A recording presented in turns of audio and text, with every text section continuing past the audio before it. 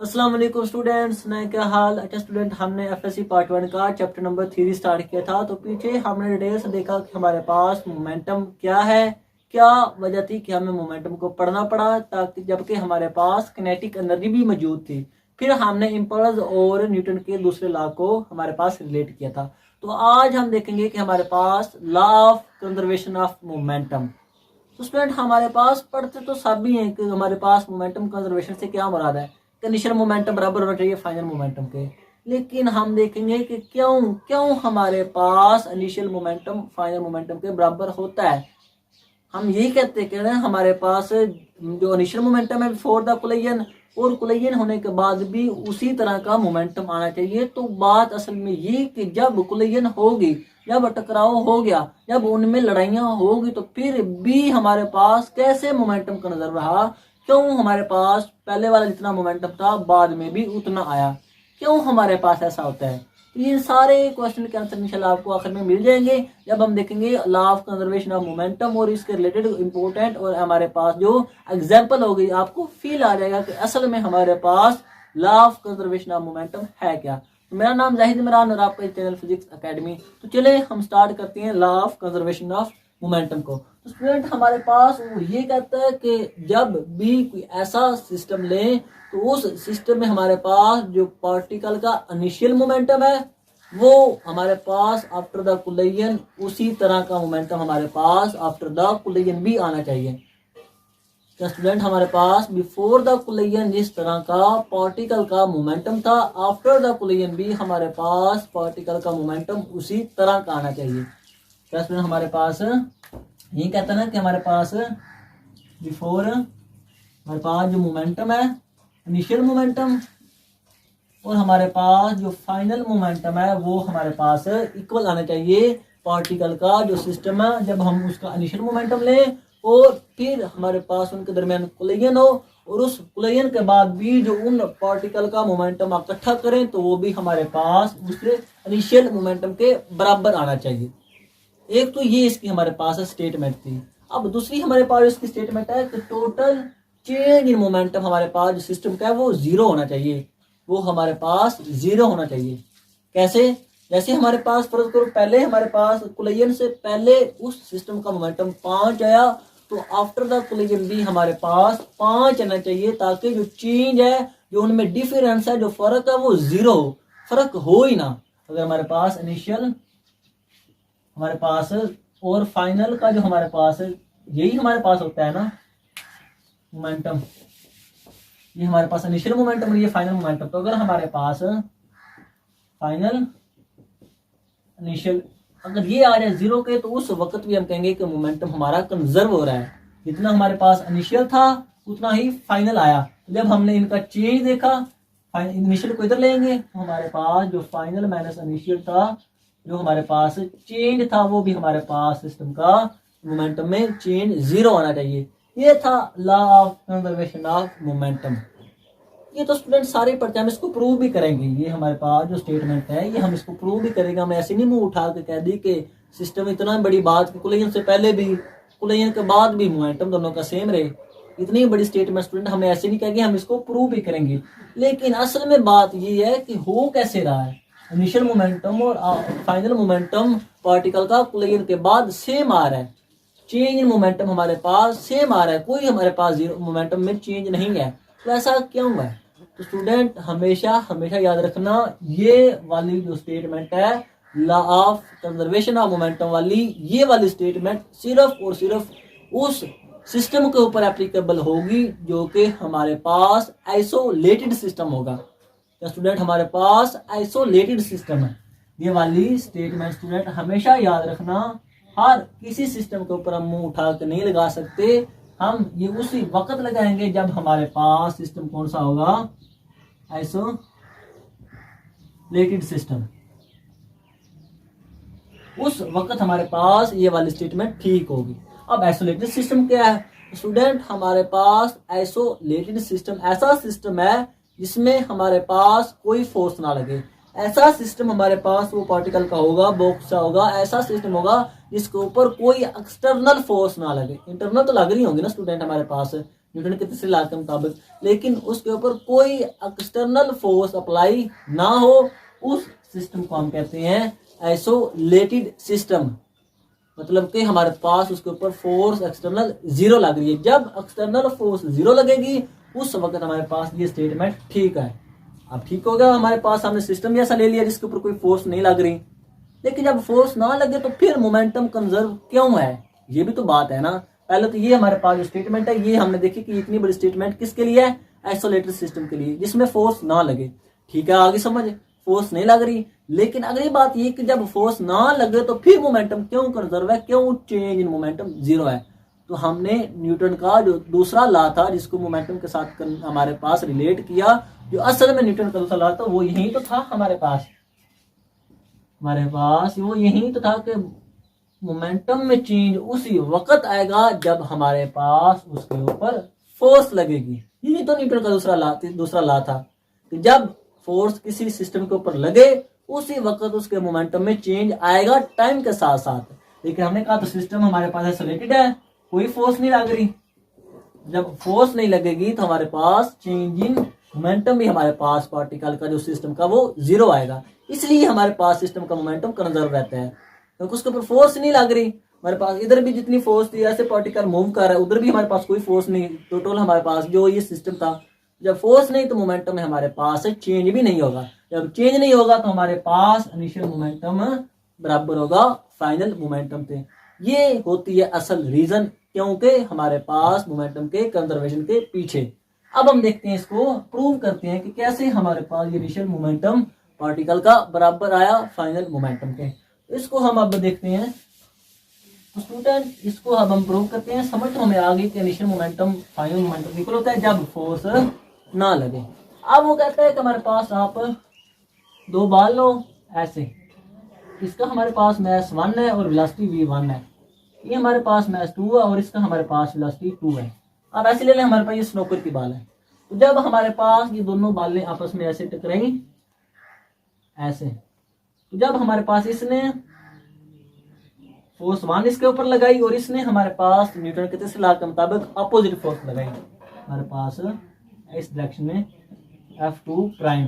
अब हमारे पास आफ्टर द कोलिजन हमारे पास ये क्या मूव करेंगे तो इसका मैस 1 लेकिन velocity v1 prime, velocity change होगी। मैस तो वो क्वांटिटी ऑफ मैटर है, वो चेंज नहीं होगा, लेकिन वेलोसिटी में फर्क आएगा, तभी तो मोमेंटम कंजर्व होगा, ये देखेंगे हम।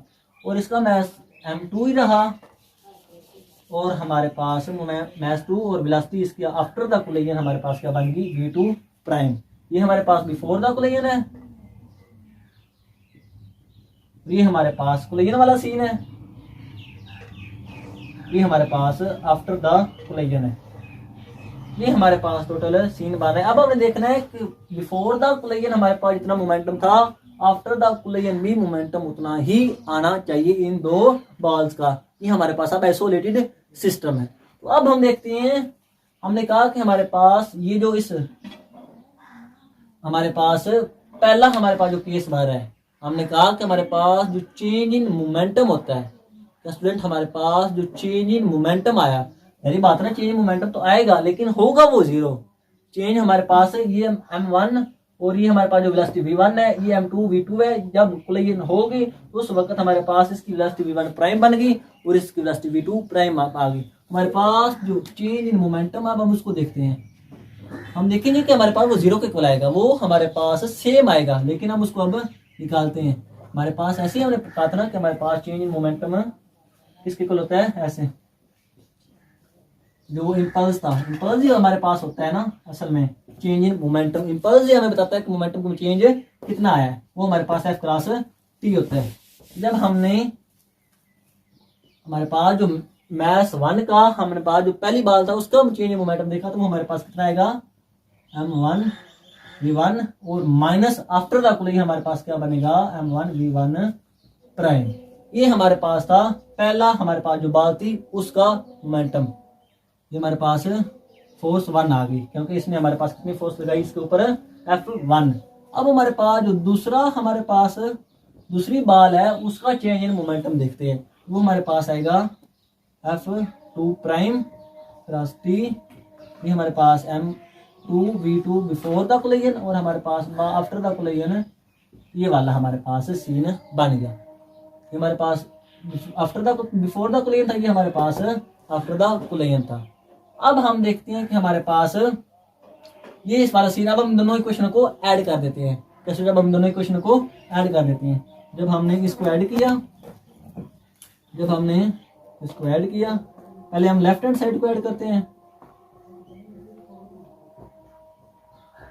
Prime cross T change momentum, और फिर हमने ये इक्वल का निशान डाला, और फिर अब हम इसके राइट साइड पे जाए उसको जमा करते हैं।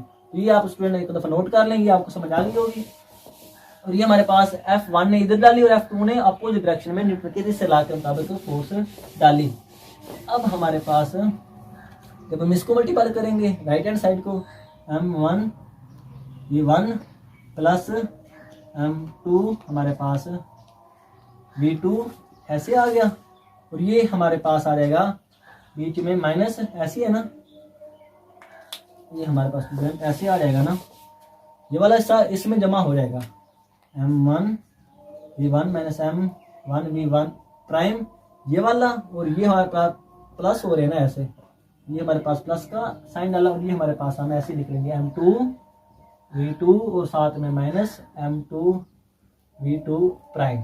अब हमारे पास ये वाला आ गया स्टूडेंट। जब हमारे पास ये आ गया तो हमने कहा था कि F1 उधर कि हमारे पास F1 ऐसे फोर्स लगती है और F2 हमारे पास ऐसे फोर्स लगाता है अपोजिट डायरेक्शन में, जो कि हमारे पास इक्वल होगी लेकिन अपोजिट साइन के साथ। तो हम इसको ऐसे भी तो कह सकते हैं ना कि F2 प्राइम होगी इक्वल हमारे पास किसके, माइनस F1 के, लेकिन अपोजिट डायरेक्शन में। जब हमने F2 की जगह माइनस F1 रखा तो T हमारे पास ऐसे बाहर आ जाएगा, तो हमारे पास F1 और हमारे पास T बाहर आ गया ना, ऐसे T तो बाहर आ गया कांस्टेंट, और साथ में हमारे पास ये F1 और प्लस F2 की जगह हमारे पास माइनस F1, हमारे पास फोर्सेस बराबर होंगी। इसको हमने ऐसे ही लिख लिया। अब हमारे पास F1 और माइनस F1 सेम है, तो ये हमारे पास कट जाएंगी, जीरो के इक्वल आ जाएंगी, तो हमारे पास सारा किस इक्वल आ जाएगा, M1 V1 minus M1 V1 prime और plus M2 V2 minus M2 V2 prime. ये था हमारे पास फाइनली इक्वेशन बन गई। अब हमने इसको रीअरेंज करना है, जो माइनस वाली होंगी उसको हम इधर लेते हैं और जो प्लस वाली वो है कि इस साइड पे हम रख लेते हैं। तो जब जो प्लस वाली है उसको हमने ऐसे रख लिया, M1 V1 हमारे पास प्लस M2 V2 और माइनस वाली उधर चली जाएंगी, तो ये हमारे पास M1 V1 प्राइम बनेगा, और ये हमारे पास माइनस वाली उधर गई तो प्लस M2 V2 प्राइम बन गई। ये था हमारे पास law of conservation of momentum. जब हमारे पास फोर्स जीरो, ये स्टूडेंट देखा चेंज इन मोमेंटम जीरो आ रहा था, change in momentum F cross T जो टोटल था ये जीरो के इक्वल आ रहा था, तभी हमारे पास ये इक्वेशन बनी। Law of conservation of momentum उसी वक्त होगा जब फोर्स जीरो होगी। अगर एक्सटर्नल फोर्स होती तो उसका इफेक्ट हम इधर लिखते, इधर हम उसका इफेक्ट लिखते, लेकिन हमने कहा कि हमने आइसोलेटेड सिस्टम की बात की जिसके ऊपर फोर्स लगे ही ना, तो जो अंदर वाली फोर्सेस होंगे वो एक दूसरे को कैंसिल कर देंगी, तो नेट फोर्स उसमें जीरो आ जाएगी, तो मोमेंटम कंजर्व हो जाएगा। लेकिन स्टूडेंट अगर फोर्स हमारे पास लगती सिस्टम के ऊपर उसका इधर इफेक्ट होता तो फिर मोमेंटम कंजर्व ना होता। ये थी हमारे पास law of conservation of momentum के पीछे फिजिक्स के इनिशियल मोमेंटम, जो वो हमारे पास पहला मोमेंटम था कोलिजन से पहले वाला, वो बराबर होना चाहिए आफ्टर द कोलिजन। अब इसकी हमारे पास एक बहुत ही खूबसूरत एग्जांपल है। जब हम स्टूडेंट फायर करते हैं, हमारे पास जो गन होती है, तो हमारे पास जो गन होती है उसमें हमारे पास जो इनिशियल मोमेंट होता है वो तो जीरो होता है, क्योंकि हमारे पास वो जो गन होती है वो गन भी हमारे पास वेलोसिटी जीरो है, और जो बुलेट है बिफोर द जब हम उसको चलाते हैं तो चलाने से पहले दोनों की वेलोसिटी जीरो है, तो इनिशियल मोमेंटम तो हो गया जीरो। इनिशियल मोमेंटम उसमें हमारे पास क्या हो गया, जीरो, क्योंकि गन की वेलोसिटी भी जीरो, उसकी बुलेट की वेलोसिटी भी जीरो। लेकिन जैसे ही गन हमने चलाई तो हमारे पास वो जो अब हमारे पास जो मैस है उसको हम गन के मैस को हम बड़े एम्फेसिस शो करते हैं, तो हमारे पास जो गन का मैस है वो ऐसे, और उसकी हमारे पास वेलोसिटी ऐसे गन की, वो जो हमारे पास बुलेट आगे जाएगी उसका हमारे पास जो मोमेंटम होगा उसको हम ऐसे, और हमारे पास उसकी वेलोसिटी भी समान। तो इनिशियल हमारे पास जो मोमेंटम था वो जीरो, इनिशियल मोमेंटम हमारे पास क्या आया जीरो आया। और अब हमने देखना है फाइनल मोमेंटम। तो law of conservation of momentum के मुताबिक फाइनल मोमेंटम भी जीरो के इक्वल आना चाहिए, क्योंकि इनिशियल तो जीरो है। अब हम देखते हैं कि हमारे पास जो फाइनल मोमेंटम है वो जीरो के इक्वल आ रहा है या नहीं आ रहा। जब हमने देखा कि हमारे पास ये इधर आ जाएगा,